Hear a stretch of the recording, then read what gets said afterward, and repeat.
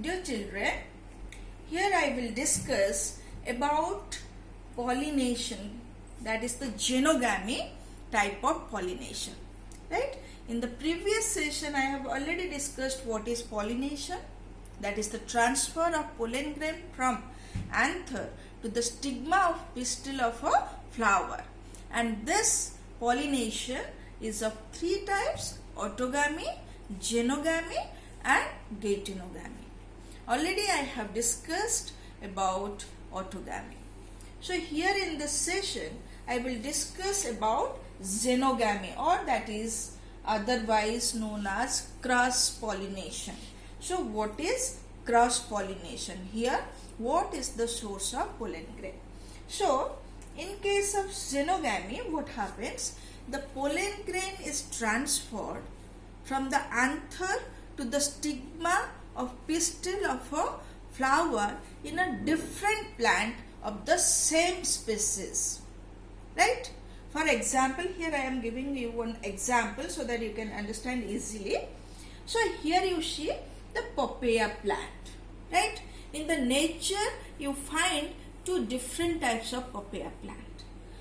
This is, here you see, this is a male plant, and here you see the flowers are present or packed in an inflorescence, right? Number of flowers are present, and here you can see no fruit, right? So this is a male plant bearing the male flowers only, right?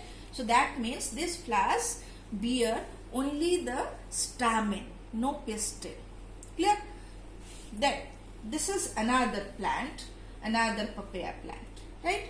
So this is a female plant bearing female flower. You can see the difference between the male flower and female flower. Here the female flower are bun at the axis, at the axil of the leaf, at the base of the leaf singly, right? So this is a female flower. This bears the pistil only, no stamen. So that means here the pollen grain are released from this type of flower, right? And it has to come, it has to find out of such type of flower. That means the pollen grain are released from flower of one plant to the stigma of another flower present in another plant of the same species. Both are papaya plant, but this is a male plant, this is a female.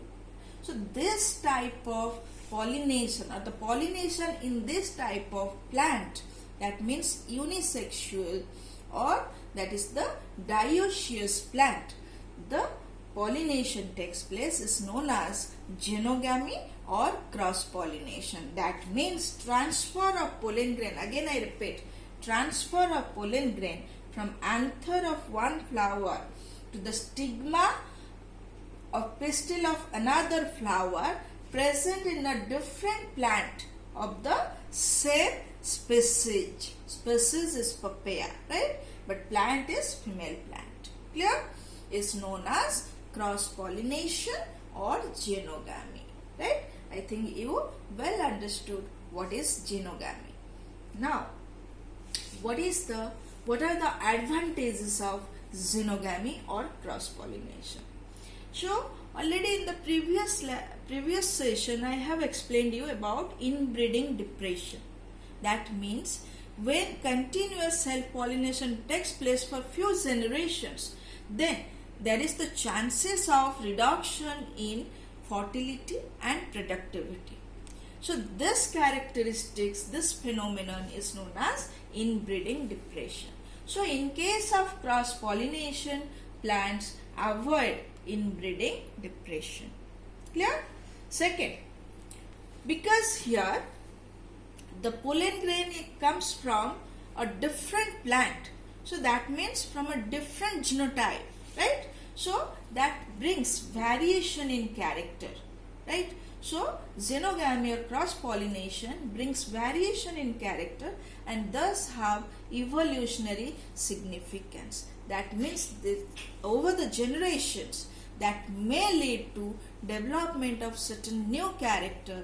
So that leads to evolvement of a new species. So there is the evolutionary significance. Then offspring produced are better adaptability, as here two different genome are coming together. So that leads to development of certain better characteristics, that leads to certain better adaptability, right? So cross pollination leads to better adaptability. Clear? Then the thing is that in case of bisexual flowers, so already so where this cross pollination takes place? Cross pollination takes place in unisexual plant, right? But in case of bisexual flower or bisexual plant, there is the chances of self-pollination, right? And if self-pollination takes place, that leads to inbreeding depression. Already I have explained. So nature always favors for the cross-pollination, right? So for favoring the cross-pollination or to avoid the self-pollination, plants develop certain devices, right? So there are certain devices are developed, right, by the plant or by the flower for the xenogamy to occur. That means to avoid self-pollination, because self-pollination has certain disadvantages. So what are these devices? And these devices are known as outbreeding devices, right? So what is outbreeding devices? Again I repeat, outbreeding devices are the characteristics developed in plant for the xenogamy or cross-pollination to occur and to avoid continuous self-pollination, right? That avoid continuous self-pollination which lead to inbreeding depression. Clear? So these are the outbreeding devices, which is a very, very important portion, right? So what are the outbreeding devices developed by the plant? First is, there is no synchrony in pollen release and stigma receptivity. If it is a bisexual flower, then plant usually has a different time for the release of pollen grain. That means maturation of anther, and stigma receptivity. That means maturation of stigma. So at different time the anther and stigma gets matured, so that self-pollination doesn't happen. The stigma mature either before the anther matured or after the anther matured, so that it can collect the pollen grain from some other flower. Clear? Then second outbreeding devices is stigma and anther placed at different position. That means they remain away from each other, right? Second thing, either the stigma is of longer length and stamen is of small height or small length, or vice versa, so that there is less chance of the pollen grain come to lie on the stigma. So they are present at different position inside the flower, inside a bisexual flower. Then self-incompatibility, which is a very, very important phenomenon to avoid self-pollination.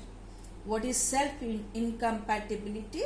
Here the self-pollen grain are not able to germinate if land on the stigma of the same flower, right? So this is a genetical mechanism where the pollen grains, self-pollen grains, become sterile on the surface of stigma of the same flower, right? So here you see, this is the pistil, stigma, style and ovary, right? So here you see, genetically, if the genotype is H1, H2 for the stigma or for the pistil, then the pollen grain having S3 and S4 genotype can germinate, right? Can germinate and they can cause fertilization. They can lead to fertilization.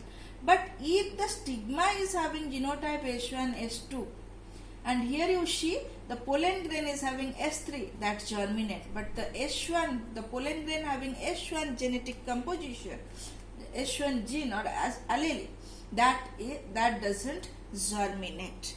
So that means here the cell incompatibility. That means the S1 is in the stigma, and S1 is also in case of pollen grain. If it is a self pollen grain, then it must have S1 or S2.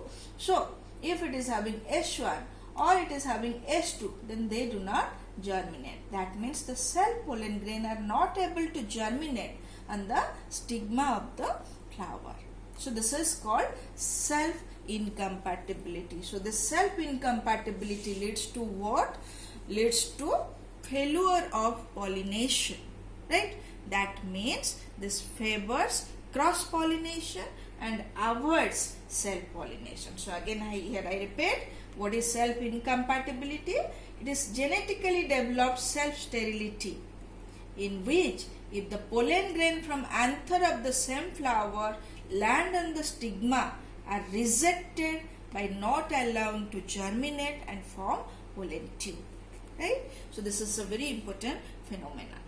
Then or very important outbreeding devices. The next outbreeding devices is production of unisexual flowers. That means if the plant bears unisexual flower only, then there will be no chance of self-pollination. For example, papaya, that prevents autogamy and that prevents self-pollination. Another one is chasmogamous flower. If the flowers are opened at maturity and they have well exposed stamen and stigma, that facilitates cross-pollination, right? So these are certain adaptations or certain characteristics developed for the xenogamy to occur, and these are known as outbreeding devices. Clear? So that is about xenogamy. Thank you.